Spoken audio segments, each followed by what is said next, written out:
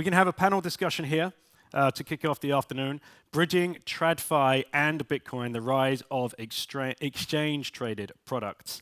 And leading this discussion, we're going to have Ronald Richter, who's the Regional Director, Investment Strategy at Bitwise. Excuse me, Ronald. Please take the stage here. You should have your picture up there any second. Yes, we got it right. Now, Eve is not on this, so we have a change here. We have Bohumil Vosalik from 319 Capital, who's going to join. Yes, it did change. There you go. Who's going to join this this panel? Bohumil, please take the stage. Thank you very much. And after Bohumil, we do have Sascha Friese. Sascha is Director, Equity Sales and Capital Market Specialist at Dekabank. And we have Jeff Walton, which is easy for me to pronounce, Chief Risk Officer at Strive. Jeff's made the trip across from the US, so thank you for coming, Jeff. Enjoy the panel, guys. Thank you. Thank you very much. Wow, packed crowd. Welcome back, survivors. Thank you for joining this panel.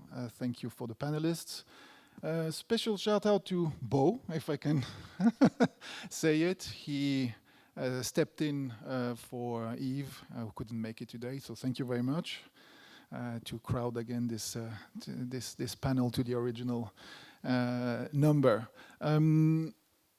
We are going to talk about ETPs in a general sense. It's a bit of a step back because we've spoken on the other panels about DATs, about other means of investments. Let's just take a little step back here, as I said, and talk about these means of investments to give you access to Bitcoin in particular and the influence they had over the last year, also since the obviously very important approval in the US, which triggered a global kind of wave of new investments and adoption rates. So we have on the panel 3 different approaches. One with Jeff at that. Sascha is coming from the banking industry, so it would be interesting to see what he and his clients' demand are. And Bo is running a fund of fund, so it would be interesting to hear his views on how disruptive ETPs, ETFs are for his active business and his way of working. Can I ask you, maybe Bo, you can start, and after Sascha, and after what we can have Jeff, just to explain a bit generally what you see, and just clarify ETPs, what does it englobe? What you see, there are ETFs, we're talking about ETCs, what's the difference? There are funds and there are DATs. We'll let that to Jeff, obviously, but can you just kind of elaborate on your end what products are out there? Sure. So great to see everybody here. As mentioned, Bohumil Vosalik. I'm actually born in the Czech Republic, even though I haven't lived here for the last 25 years. I run 319 Capital, which is a fund of hedge funds. We allocate capital to actively managed strategies. So a little bit on the other side of the spectrum from a passive ETF. We invest in hedge funds that do everything from high frequency trading to long short up to DeFi. And the idea is to create a product that has very limited drawdowns, obviously keeping some upside with Bitcoin share class and dollar share class. But my background is in private equity and then in crypto and Bitcoin specifically since 2017. Back to your original question, maybe I slightly sort of take even a step back, how do people think about investing in digital assets? And very often when I speak either with family offices or high net worth individuals, in their mind there's a kind of a 2x2 metrics. On the one side it's liquidity, so liquid versus illiquid, and on the other side is active versus passive. So what is happening with these with the underlying investments? Obviously, when it comes to ETFs, ETPs, is much more on the liquid side and much more on the active side. Much more on the passive side. When it comes to high frequency trading and using the collateral, that's a quite different strategy. Where we are currently is much more on the active side, but going forward we will create products that basically mix relatively passive Bitcoin exposure through ETF or through spot purchases, and mix that with much more of a market neutral, stable products, and that basically allows a lot of investors to lower the volatility of any sort of underlying Bitcoin product or Bitcoin exposure, which is very, very interesting, while still keeping quite a bit of the upside. Maybe a final note when it comes to these products, and without going to the definitions, I think there's Sascha can probably be much better when it comes to explaining the different products. I think what I would sort of mention is family offices and high net worth individuals do not have the time to go into understanding custody, understanding management keys, understanding the differences between Bitcoin and maybe other types of Bitcoins, and how to protect that. So for them, listed products are literally the API to crypto. That is has been legitimized by BlackRock and obviously other products like Bitwise, etc. And is really the simplest way how to gain exposure. They don't want to be thinking about any of the underlying risks, underlying infrastructure choices. They are not there for that. So that's really a vital product for them, where they can have it in their broker statements. It's in one statement. They don't have to sort of look at 3 different sources. They can potentially borrow against it. We will get into that in a second. But it's really that's the killer investment opportunity, if you want, for private capital. Sascha, on your end. Yeah, sure. Just to take your question, a response for this would be the ETP is the umbrella for the regulated exchange-traded products we need as a bank. And as someone who is representing the bank side here a little bit more, because most of them are Bitcoiners, but I would say we need as a bank the possibility to enable our clients these products to gain exposure to Bitcoin via normal regulated exchange-traded products. So you have an ETF for the most obvious product. What is a fund structure, but it's currently not possible to buy Bitcoin with this product in Europe because of regulatory reasons. Hence, you have an ETN or an ETC. Both are simply said debt instruments. So we have an underlying with bond and notes.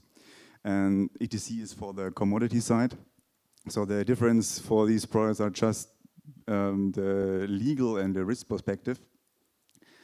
But overall, you need these products because our clients who are not really familiar with the Bitcoin environment need exactly these kind of instruments to gain exposure for their portfolios or what else the perspective they have. Hello, everyone. My name is Jeff Walton, Chief Risk Officer at Strive. I think I may be one of the only Chief Risk Officers in the entire industry, so happy to be here. And this topic's really interesting, and I think it follows along the theme of what we've talked about a little bit here today with digital credit and the advancement of digital credit. And what is digital credit, right? Digital credit is the issuance of a security backed by Bitcoin. It's Bitcoin-backed credit is the way you can think about it. And one thing that I think everybody on the panel thinks about here is risk-return metrics. Like, how much risk do you take on versus how much return can you get out of a certain instrument? Historically, there's only been Bitcoin, right, which is an incredibly volatile asset. And now what these companies are doing are creating exchange-traded products like Bitcoin-backed credit or Bitcoin-backed equities with these digital asset treasuries. And they're providing alternative instruments for different risk-return metrics.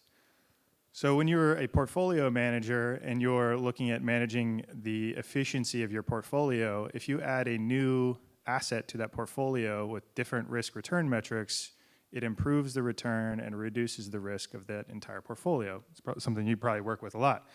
And now there are new instruments that are being created that are accessing different pools of capital, such as the bond market, like these Bitcoin-backed credit products. And that's a fascinating evolution here because these, as I think Bo mentioned, getting somebody to buy Bitcoin is very challenging. Like getting an insurance company, for example, to buy spot Bitcoin, like, hey, go wire this money to this exchange that you've never heard of, put your bank at risk, go put this asset on your balance sheet that you can't leverage against. It's a very tough sell.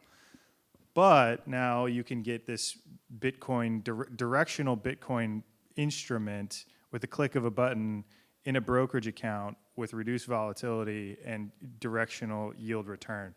So that's the mission that we're on here is providing alternative options to access the benefits of Bitcoin. To you guys, has 2024 and the approval of ETFs been key to institutional adoptions? Generally speaking, globally, you have seen a difference. Probably we all see, obviously, and we've spoken about it in the past panels, that it made a big difference. But how would you define that that institutional adoption? Was it key or just a natural evolution up to now?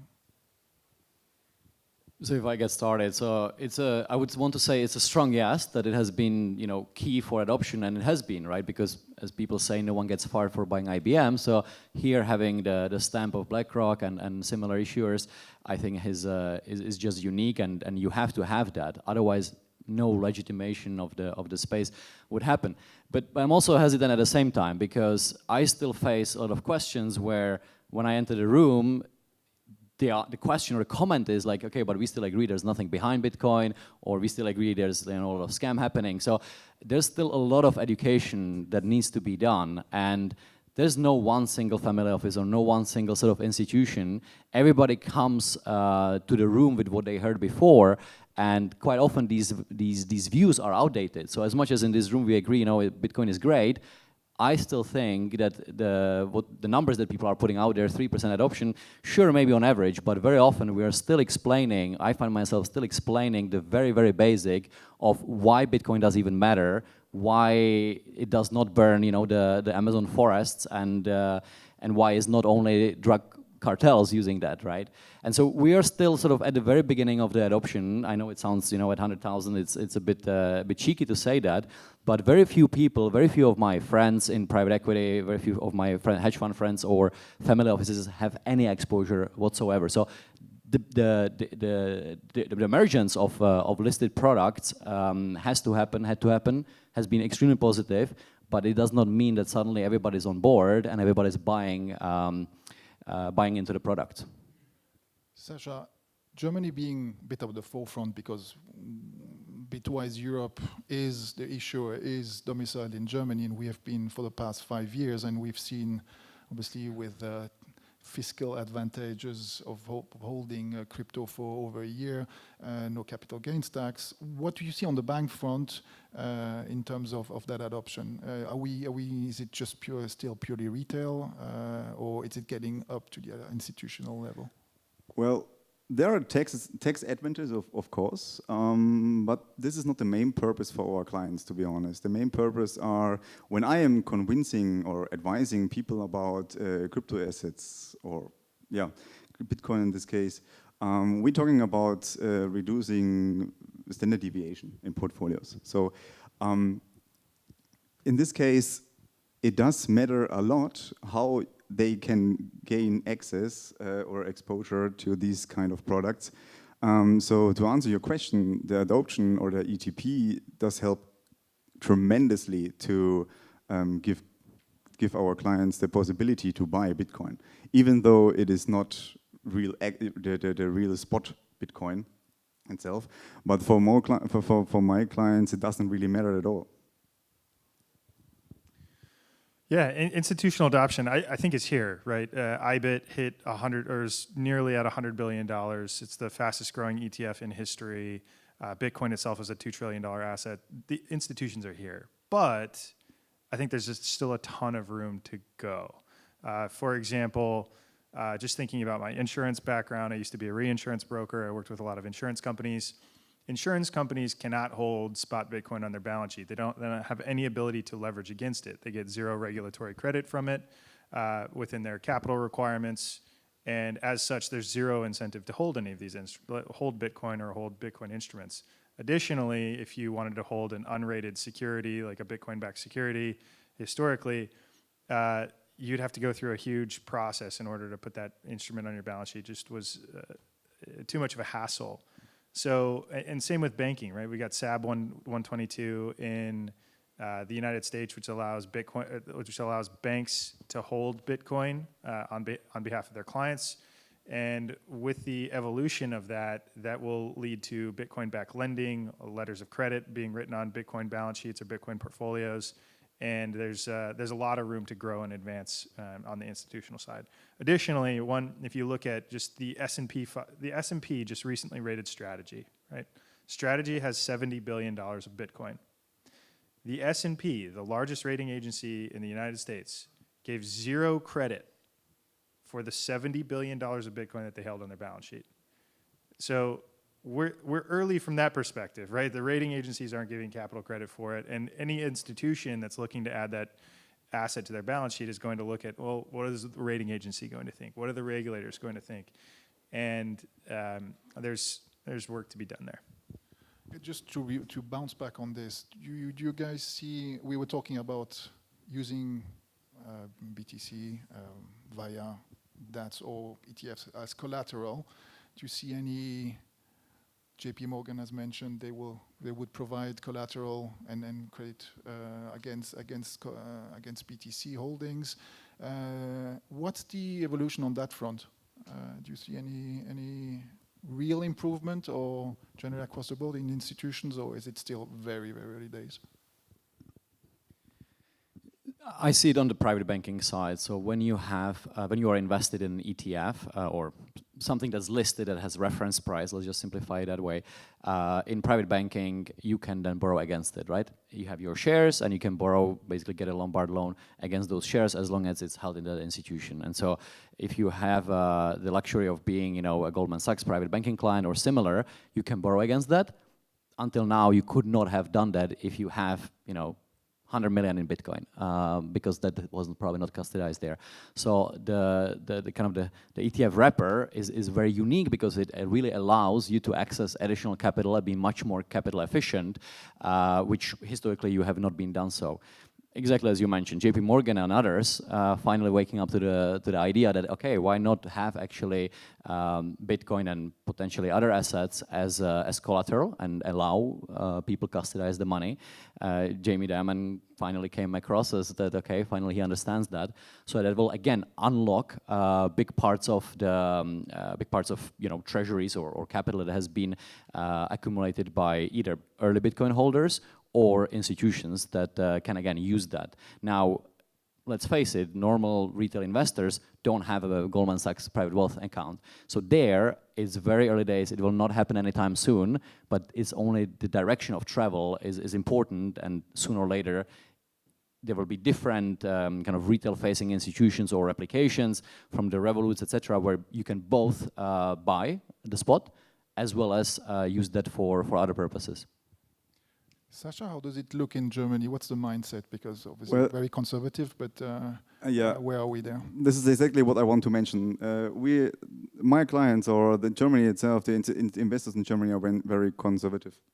So you mentioned earlier, we are ahead with some regulations in front of UK, for example, but it doesn't really matter because most of these clients don't even comprehend Bitcoin. So if it doesn't really matter if the regulation is moving forward or not. Next year, MiCA is changing a lot in our favor. But to give the bridge here for collateral purposes, I doubt that many banks or other credit institutes will accept Bitcoin as a collateral in terms for credit lines or whatnot.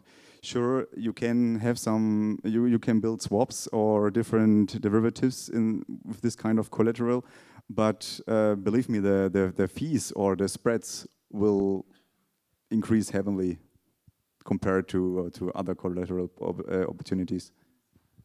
Yeah, that was the biggest thing I noticed in the Bitcoin space. So I quit my traditional finance reinsurance job in February, And I was really curious to dive into this more and figure out, like, where's the opportunity here? The thing I noticed right away was nobody wants to take the dollar side of the transaction for any percentage, right? Like, that's why the rates on borrowing against your Bitcoin are really high, is because what are the Bitcoiners gonna do? They're gonna go buy more Bitcoin, right? So the default risk for an individual that's borrowing against their Bitcoin, it can be pretty high, and nobody really wants to take that side of the risk. Now, that's where this evolution in digital credit is really fascinating. People are willing to lend dollars if you have a huge pile of Bitcoin.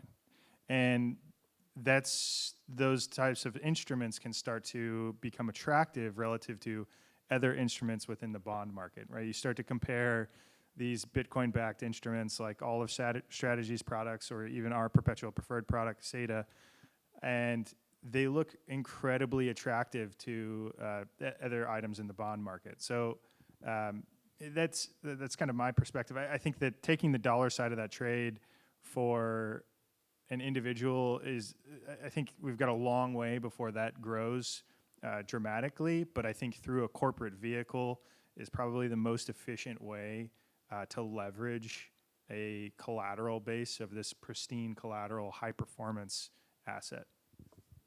Thank you.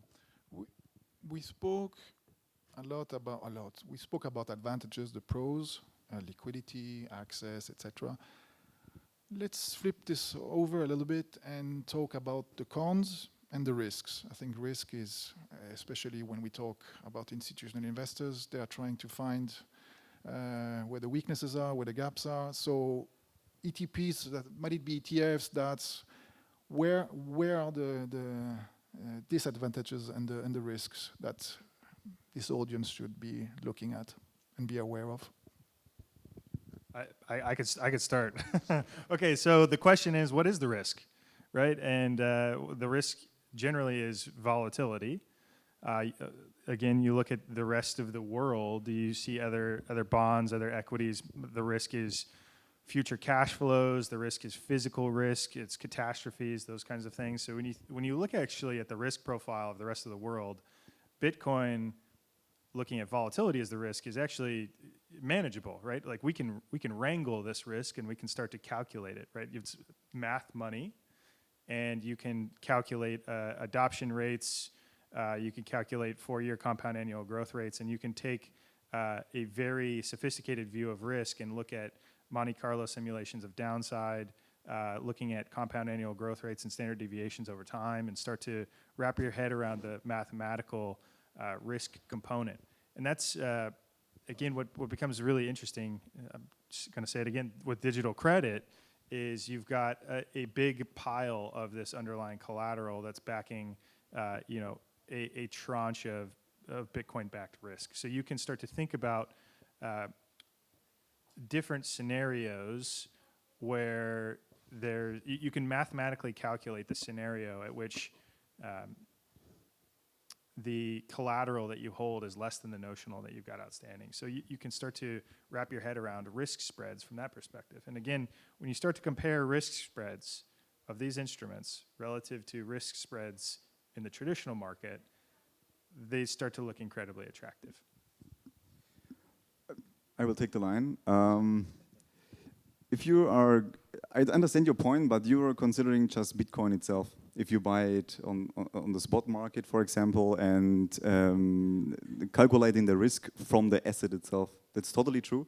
But in the world of ETPs, you have to consider different facts as a bank. For example, I mentioned earlier, ETN, ETCs, these are debt products. So you are exposed to the credit risk of the issuer. And this is not only regarding the asset, it is also regarding different legal reasons. For example, if the company is doing something, I don't know, anything in it's getting sued, so your collateral is violating a lot. So this. I will just interject to that. I will not speak for the other issuers, but the credit risk, we have tried to limit it, and we have hired or put in place an independent administrator and a fiduciary trust. The assets are fully backed. They are outside of reach and in an SPV segregated. if the issuer, if Bitwise were to disappear, the assets wouldn't be affected. So the loss of capital wouldn't be there. So we're trying to, obviously we don't have an example, a live example. It's in the German law. We don't have a live example to see if it works or not. But that's the setup where we have gone as close as possible to avoid these kind of credit events. Sure, but for your company, for Bitwise in this example, there are other companies as well who. I'm just sure. So defending my case. Exactly. I'm talking about the environment itself, and these are reasons you have to consider, and maybe they are increasing the spreads in this case. Just a couple of notes on that, maybe from a different perspective. So when it comes to the custody of Bitcoin, of these, especially US, obviously, issuers, vast majority sits with Coinbase. So don't quote me on that, maybe 7 out of 10 are with Coinbase. So nearly by definition, as much as Coinbase is secure, it is a vector of attack. So I think that's one thing that I want to mention. But second, people are overall quite greedy, right? The moment they buy something, they already are thinking on sort of, okay, what am I going to do with that? So now what I see is that there's kind of the emergence, okay, we can issue tokens against that. So you buy something, you can start doing basically leverage, and you can use these tokens for something else. So there's obviously all sorts of new investment opportunities where you can basically invest into some different products that are to some extent liquid. You get a token back that represents the collateral. You get a second token back that represents the yield that you would be getting from that investment opportunity. You can go use that token. You can go on different lending platforms like Morpho. You can borrow against that at a certain haircut, and suddenly from a product that looked at 10-12% maybe, you can generate 24, 25 or even more percent as a return. So this is kind of called looping. So there's kind of loops of interdependencies. For now, nothing sort of really blew up, but you can imagine that depending on what is it that you're investing into, what is the ultimate collateral or the ultimate underwriting, at some point that might be re-rated down from par to 80 cents, 70 cents, or whatever that is. And at that point, obviously, you might be hitting leverage, and then the unwinding can create negative issues. So I think, again, whenever or the moment you have sort of 24/7 price, and you can make sure that you have enough time to potentially provide more collateral, etc. That's great, but we are constantly more entering into investment products that don't have that. Okay, we have a bit more than 3 minutes left. I will give you 1 minute each, and if you could give a bit the look forward and look into the future. How do you think these ETPs will evolve? What would they look like tomorrow? And what would be the piece of advice you would be giving our audience here on how to navigate this current market and what to do? A lot to say in 1 minute, but start with you, Bo. Oh, I get to start. So I think that passive ETFs will be 10 times bigger in relatively near future, obviously not months but years. It's only one-way street. More and more money will get locked up. Second is I'm relatively bearish on most of the DATs. I do believe that we will see, or that a lot of them will transform into zombie companies, similar to how ICOs became zombie projects, whereby they raise some treasury, but very often it is for the benefit of the management of the firm rather than kind of the overall ecosystem. Sure, MNAV will go up and down. It's a very sort of sentimental metric, but I'm quite bearish. There will be only a handful, and I'm sure yours is one of them, will be able to sort of sustain NAV premium. So that's the second, and maybe third. Again, I would advise obviously everybody to get off zero as an advice, even if it's through, or especially if it's as simple as going to Bitwise and other ETFs. Yeah. My perspective for ETPs are, I will compare with gold, for example. You have the possibility to buy gold on the spot market, and even though there is about 300 billion just bought with gold ETFs. And I think in terms of BTC ETPs, we will see a quite similar development here. Not because as a bank I want this kind of behavior. I think we fulfill different needs with these products. I mentioned that ETN or ETC does have much more risk exposure sometimes. So obviously you have much more return as well. We have clients who are seeking these risks. Maybe the spot Bitcoin is not risky enough for them.